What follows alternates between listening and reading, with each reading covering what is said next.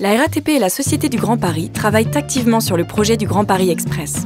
D'ici 2030, 200 km de métro seront ajoutés au réseau de transport existant pour faciliter le déplacement des Franciliens. La ligne 14 sera, elle, prolongée de 21 km, au nord et au sud, ce qui en fera la ligne la plus longue du réseau actuel. Au sud, 12 communes et 3 départements sont concernés par ce prolongement. D'Olympiade à l'aéroport d'Orly, ce nouveau tracé ajoute 14 km et 7 nouvelles stations à la ligne existante. Un nouveau site de maintenance et de remisage des trains sera également construit à Morangis.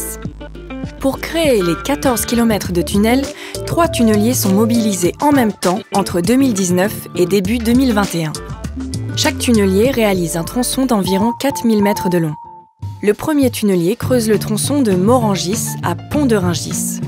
Le deuxième tunnelier creuse le tronçon de Pont-de-Rungis à Jean-Prouvé. Et le troisième tunnelier creuse le tronçon entre Jean-Prouvé et Maison-Blanche. Le dernier tronçon qui reliera Maison-Blanche à Olympiade sera creusé de façon traditionnelle, sans tunnelier. Un tunnelier est une véritable usine souterraine qui permet de creuser et de construire simultanément un tunnel. Progressant 24 heures sur 24, il effectue plusieurs opérations en même temps.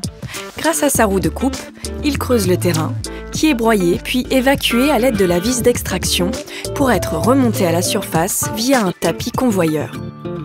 Au fur et à mesure de sa progression, le tunnelier pose des éléments en béton appelés voussoirs, qui viennent tapisser la paroi et s'emboîter pour former les anneaux du tunnel.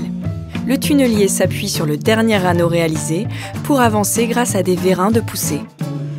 Il faudra environ 2 ans aux 3 tunneliers et à leurs équipes pour creuser leurs tronçons respectifs. Une fois le tunnel creusé, d'autres étapes attendent les équipes avant la mise en service. La pose des voies, l'aménagement des gares et l'automatisation des systèmes. En parallèle du chantier en cours, la ligne existante se transforme et se modernise en renouvelant notamment ses rames, composées de 8 voitures au lieu de 6. Pendant ce chantier hors norme, les ingénieurs ont veillé à minimiser la gêne sur la ligne 14 existante et sur les autres lignes en correspondance. La réalisation d'un chantier d'une telle envergure en à peine 6 ans est un véritable défi technique pour les équipes de la RATP.